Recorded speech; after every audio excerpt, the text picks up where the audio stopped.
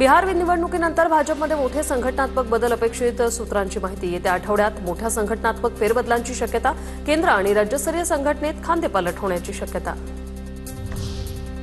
मुख्यमंत्री देवेंद्र फडणवीस नागपूर दौऱ्यावर भगवान बिरसा मुंडा जयंतीनिमित्त आयोजित कार्यक्रमांना उपस्थित राहणार।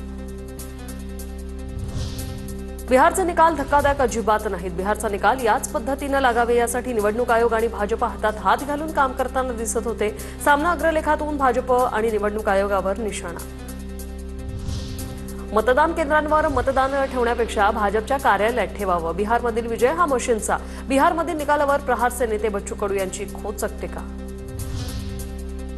पंतप्रधान मोदींनी बिहारमध्ये रेवडी कल्चर आणलं। विरोधकांनीही लोकांमध्ये मिसळून काम करण्याचा धडा घेतला पाहिजे।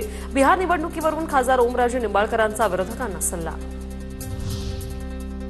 सन्मानजनक जागा न मिळाल्यास स्वबळावर लढण्याची तयारी ठेवा। कोल्हापुरात मंत्री हसन मुश्रीफ यांचं वक्तव्य। महानगरपालिका निवडणुकीतील जागांबाबत मित्रपक्षांशी चर्चा करा, मुश्रीफांचं विधान। मंत्रिमंडळातील काही मंत्री मराठा समाजाच्या विरोधात आहेत। अण्णासाहेब पाटील आर्थिक विकास महामंडळातील लाभार्थ्यांना एलओआय न देणं हे षडयंत्र त्याच मंत्र्यांच्या सूचनेप्रमाणे होतं। नरेंद्र पाटलांचं छगन भुजबळ आणि अजित पवारांवर थेट आरोप। मुंबईत काँग्रेसकडून एक दिवसीय शिबिराचं आयोजन। महाराष्ट्र प्रभारी रमेश शेन्निथला, मुंबई काँग्रेसचे प्रभारी यांच्या उपस्थितीत शिबिर। काँग्रेसचे मोठे नेते एक दिवसीय शिबिरात सहभागी होणार।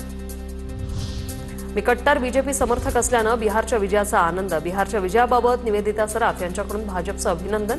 ठाण्यातील गडकरी रंगायतांमध्ये बालदिनाचं औचित्य साधून निवेदिता अशोक सराफ यांना गंधार गौरव पुरस्कारांनी सन्मानित करण्यात आलं।